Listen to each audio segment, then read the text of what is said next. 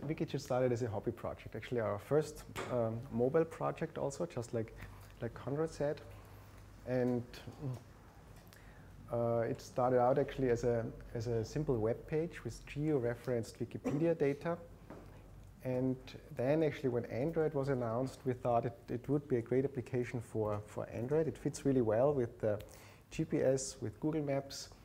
And we decided to build actually a client, a Wikitude client for the Android platform.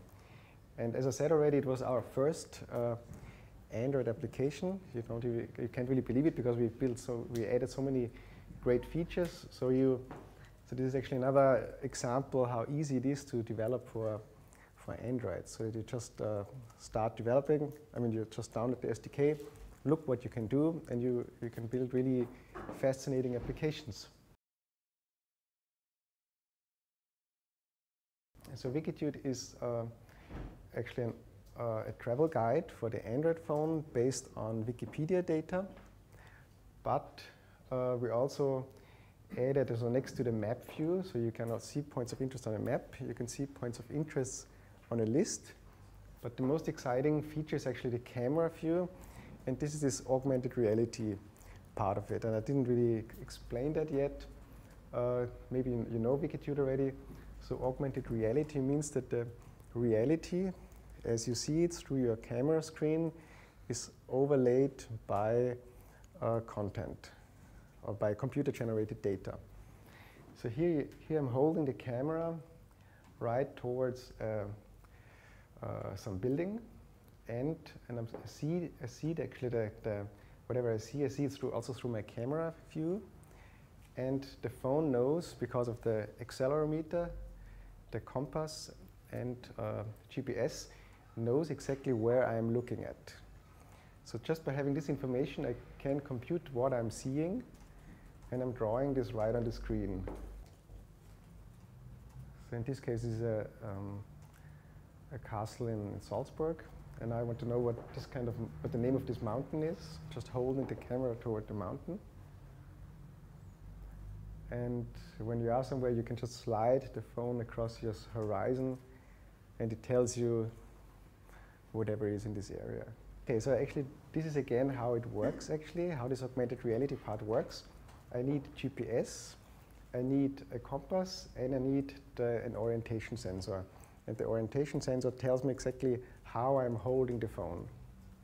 And these are the three components, and the Android device was the first actually device that had these components, and that's why it was possible to build such an application actually for the first time for a mobile device. G1 was the first device where really all these components came together and they were working together.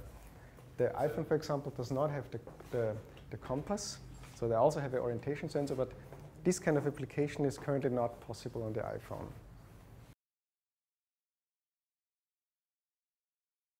Philip was explaining how the phone is handling the data, and the question is where the phone gets the data. And during our stay in Barcelona, the World Mobile Congress, I was often asked the questions how we proceed with the data and how we get it. And all the people thought that we do image processing, and so I think that's quite reasonable why we just have a quick look on how we get the data. As Philip said before, the phone knows where it is, so we have the GPS data of the phone.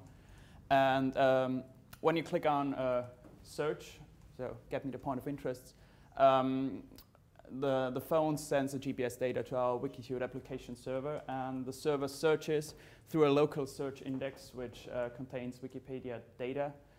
And simultaneously, it searches remote servers. We are working on integrating more geotech data from other providers, content providers. And yes, as soon as the server gets the responses back, he merges the results and sends it back to the phone. And the phone handles displaying the points of interest. Currently, we're relying on Wikipedia and Panoramio data. We're working on integrating Quipe content. Maybe you've heard about that. It's about restaurants and bars. We are quite advanced with that. and we think we can launch that within the next few days. The next step would be users can add content via the phone. That would be very interesting because you can build a social community, something why Facebook is successful. That would be great because you just have to say drive on a freeway, and you can say, okay, I'm driving to the freeway, I can't find my way to my hotel. That's something I would do. And yeah, other users can see what you're actually doing, something like Twitter does. Next thing would be users can add and manage content via a server application, batch updates, sending an XML or a KML file, something like that. And we integrate it in the system, and so you can, whatever, yeah, the options are endless, whatever you want to show on our application.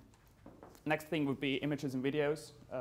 That would be very cool to have a video, for example, one guy standing in front of you and saying, okay, that's the Taj Mahal, just have a look at there. Something like that. So, as I said before, the options are endless. Some words about the uptake of Wikitude. Currently, our user base is 85,000. We have 85,000 downloads since November 2008, so half a year. And the number of downloads are increasing as the G1 is launched in many other markets. The Asian market will be launched, Australia, and so on. So the numbers will increase, of course. The market, Wikitude, the Wikitude functionality, the camera mode, augmented reality camera mode, is requested in many different kinds of projects which we didn't even think of. For example, exhibitions, travel guides, banks. We already have one customer, the ING Bank in the Netherlands, which wanted to have an ATM finder, and we implemented it for them. Just a few words for other developers. Of course, as Konrad said already, Java is a must, so you really have to know Java to develop Android. But it's easier actually as you think. Then there are many examples. As I mean, you find for almost any area, you find a little sample that you can take and adopt. And yeah, also you don't really have to understand all the aspects. Yeah, you can just look at an example, reuse it, you get a glimpse of what it really does, and usually it works like that. And then the last part, actually I mentioned this already, that when you're looking for an application for an Android Developer Challenge, or just if you're looking for anything that you want to do for Android, then it helps a lot if you are already good in some area and you build a client for that.